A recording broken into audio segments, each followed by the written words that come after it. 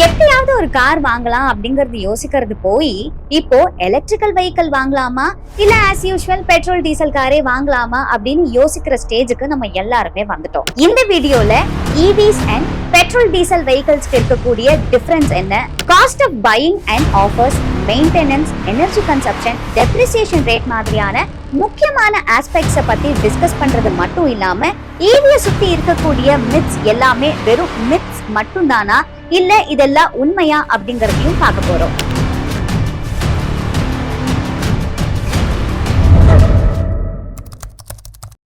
Electrical vehicle வாங்கினா eco friendly, ஆனா price, maintenance, charge station issue, energy leakage, explosion EV vehicles சுத்தி பல myths இருக்கு. சோ எலக்ட்ரிக்கல் வெஹிக்கிள்ஸ் வாங்குறதுக்கு மக்கள் கொஞ்சம் தயக்கம் காட்டுறாங்கன்னு புரிஞ்சுக்கிட்ட நம்ம இந்தியன் கவர்மெண்ட் கிரீன் ரெவல்யூஷனை சப்போர்ட் பண்ற விதமா இவிஸ் பத்தின அவேர்னஸையும் கொடுத்து இவி பையர்ஸுக்கு ஆஃபர்ஸ் அண்ட் சப்சிடியும் தராங்க.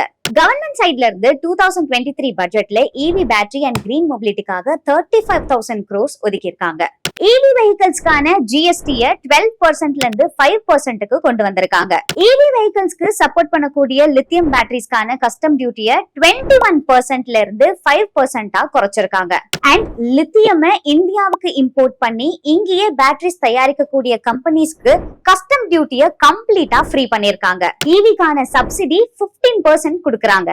எலக்ட்ரிக்கல் வெஹிக்கிள்ஸ்க்கு சவுத் இந்தியால ரோட் டாக்ஸ் எக்ஸம்ஷன் கொடுக்கறாங்க. அண்ட் நார்த் இந்தியால டெல்லி அண்ட் மத்திய பிரதேஷ்ல ரோட் டாக்ஸ் எக்ஸம்ஷன் உண்டு. இவி வெஹிக்கிளோட காஸ்ட் எஃபெக்டிவ் பார்ட்டே அதோட பேட்டரி தாங்க.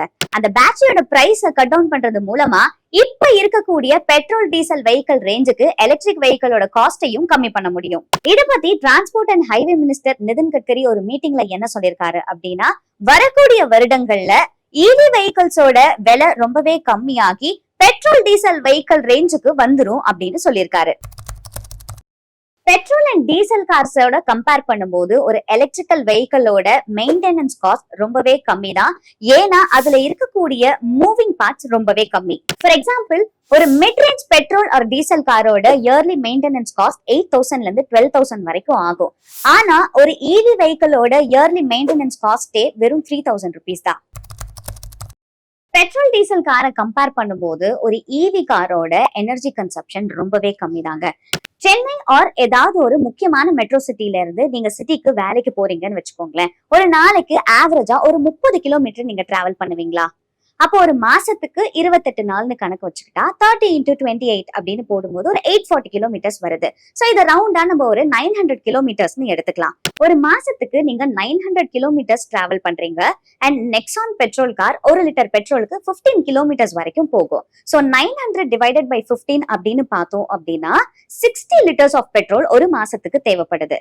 கரண்ட் பெட்ரோல் பிரைஸ் 102 ரூபாய் அப்படின்னு வச்சுக்கிட்டா கூட 60 லிட்டர் பெட்ரோலுக்கு ஒரு மாசத்துக்கு நீங்க 6,120 ரூபாய் செலவு பண்றீங்க. பட் அதே நெக்ஸான் இவிய சிங்கிள் சார்ஜ் பண்ணா 450 கிலோமீட்டர்ஸ் போகும் அப்படின்னு சொல்றாங்க. So let's take it as 400 kilometres. Full charge ஆக டாடா சொல்றது 28 யூனிட்ஸ் தேவைப்படுது அப்படிங்கறதுதான். சோ 900 கிலோமீட்டர்ஸ் போகணும் அப்படின்னா நமக்கு கிட்டத்தட்ட 62 யூனிட்ஸ் தேவைப்படுது. இப்போ தமிழ்நாட்டை பொறுத்த வரைக்கும் முதல் 100 யூனிட்ஸ் ஃப்ரீ எலக்ட்ரிசிட்டி தான். 100ல இருந்து 200 யூனிட்ஸ்க்கு நம்ம சார்ஜ் பண்ணும்போது ஒரு சிங்கிள் யூனிட்டுக்கும் 2 rupees 25 பைசே நம்ம தமிழ்நாடு கவர்மெண்ட் சார்ஜ் பண்றாங்க. அப்படி நம்ம கணக்கு போட்டு பார்த்தா இவி காரோட எனர்ஜி கன்சப்ஷன் காஸ்ட் வெறும் 146 ரூபாய் 25 பைசா மட்டும்தான். இப்போ ஒரு எலக்ட்ரிக்கல் வெஹிக்கிள் வாங்கி 3 வருஷம் கழிச்சு அதை வித்தா அதோட ரேட்டு 50% தாங்க.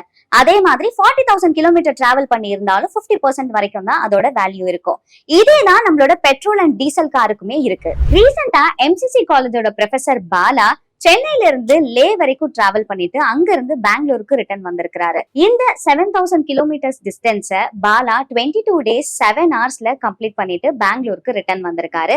இந்த மொத்த டிராவல்லையும் இந்த எலக்ட்ரிக்கல் வெஹிக்கிளுக்கான எனர்ஜி கன்சப்ஷனுக்கு 2,500ல இருந்து 3,000 rupees வரைக்கும் தான் செலவாச்சு அப்படின்னு பாலா சொல்லியிருக்காரு.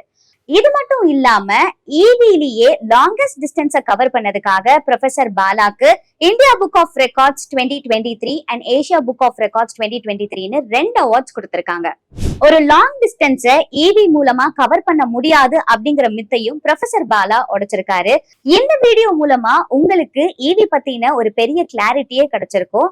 அதனால ஈவி வெஹிக்கிள் உங்களுக்கு செட் ஆகுமா செட் ஆகாதா அப்படிங்கறத நீங்களே டிசைட் பண்ணுங்க.